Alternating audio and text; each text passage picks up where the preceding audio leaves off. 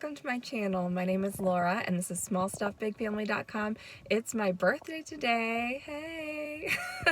And so we are going to the new St. Louis Aquarium. I'm so excited. My birthday this year, 1, falls on a Saturday, 2, falls on a day where we just so happen to have all 5 of our kids. If you're new here, we are in a blended family. We have 5 kids between my husband and I, and we share 4 out of those 5 kids with their other parent, which means that we don't have all 5 of them at the same time. But it just so happens that this is one of those weekends where we get to have all 5 of the kids, so I'm really excited that they all get to go with us. So we're going to go to the brand new St. Louis Aquarium today. It's only been open since December 25th, and today is January 4th.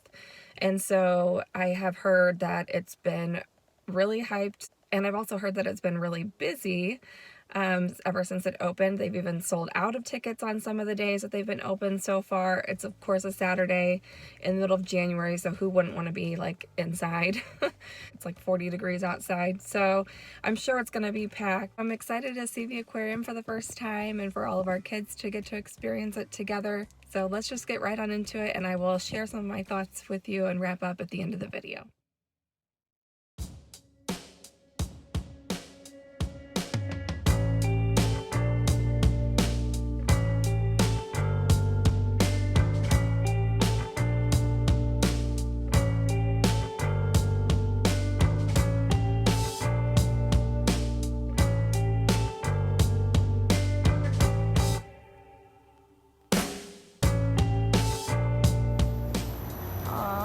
Who wants to go up in the wheel?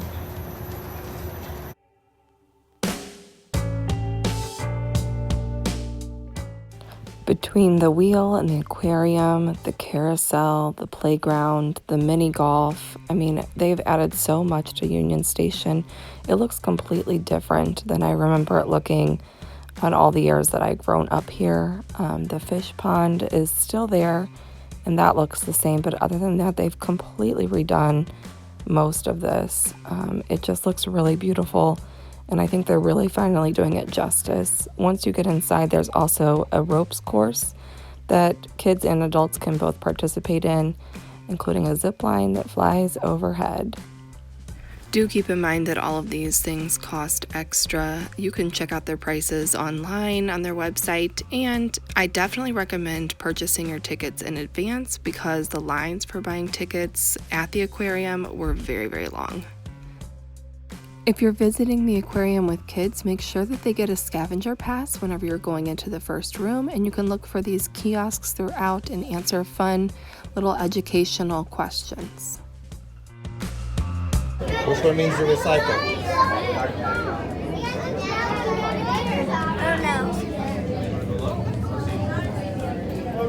Collect my stars. The button.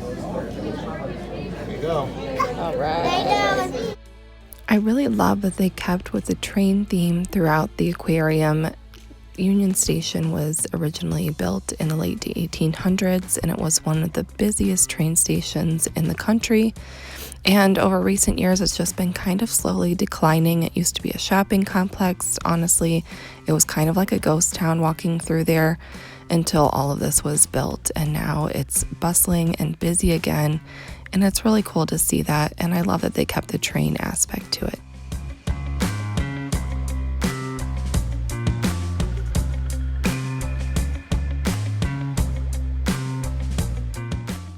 Honestly, I don't think that videos can do this room justice. It was so cool to sit there and watch the ceiling just evolve and expand and look like it's coming straight at you.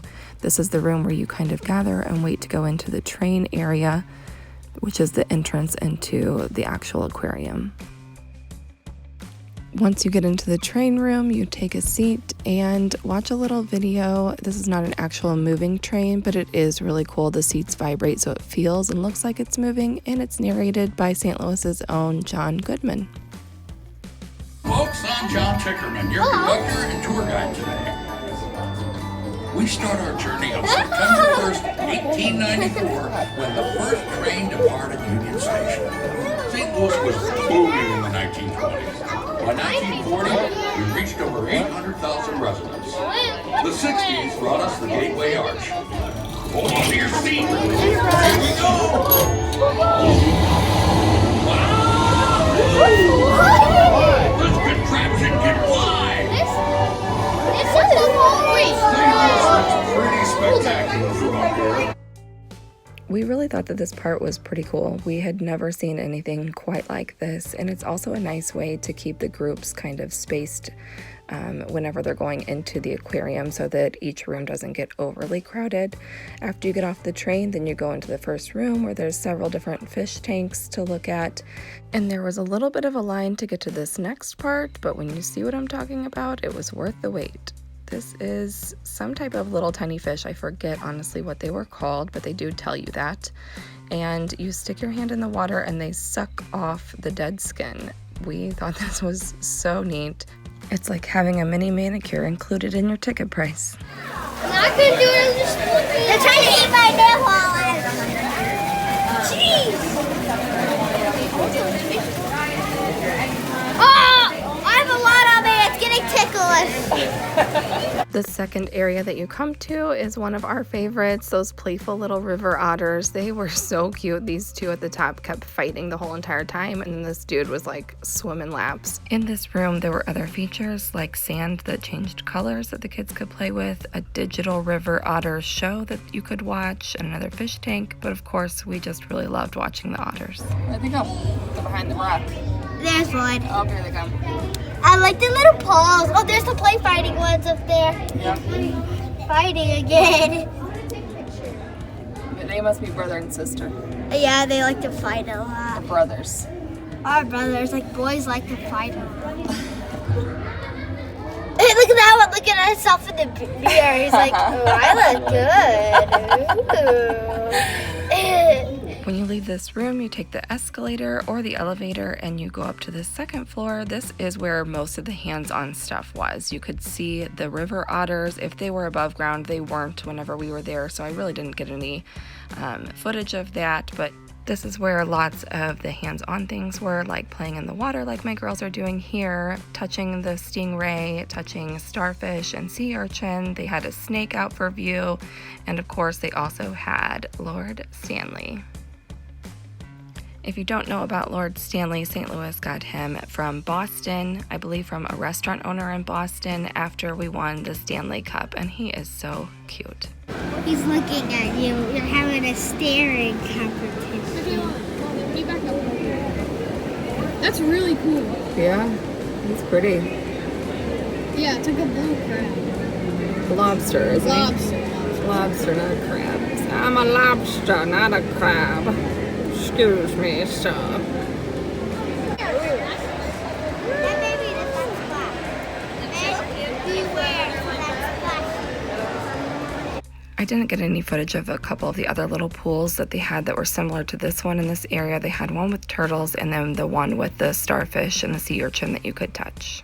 You stay as long as you like in each section, but there is some waiting whenever you are between sections. This is a good view of how crowded it was. This is heading into the third and final main section, which was Shark Canyon. And so there was some waiting around, but they did have the videos overhead, which made the waiting not so bad. And they also had lots of little peek-through windows before you got to the main viewing area, so you could get a little glimpse of the sharks and the stingrays and the fish swimming by.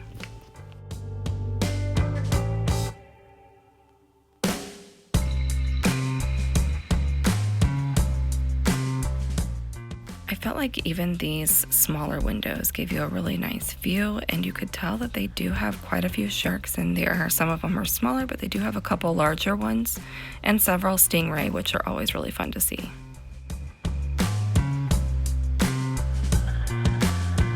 Yeah. Oh, it does look like Ben. So cute! Hi, Ben.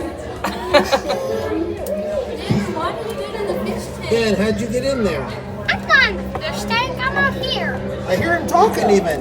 No, right here, literally. Listen.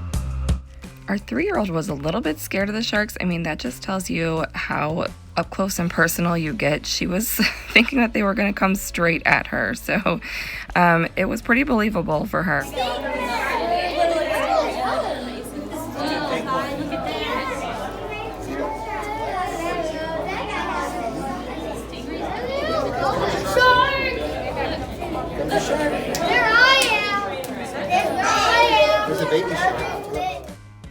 Even being there on a busy day like we were, I felt like once we got into the shark viewing areas, there was plenty of space. We didn't feel like we were overly crowded, and everybody had plenty of room to get up close to the glass and see everything that there was to see.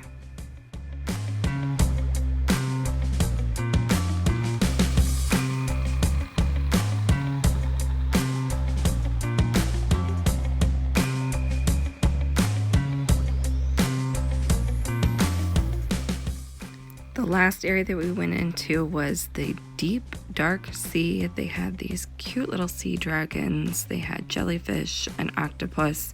They had a couple of bright neon tanks that really didn't video very well. You'll just have to see that part in person. But this octopus was so cool. He climbed right up to the glass, started stretching out his little tentacles so we could really see him in all of his glory.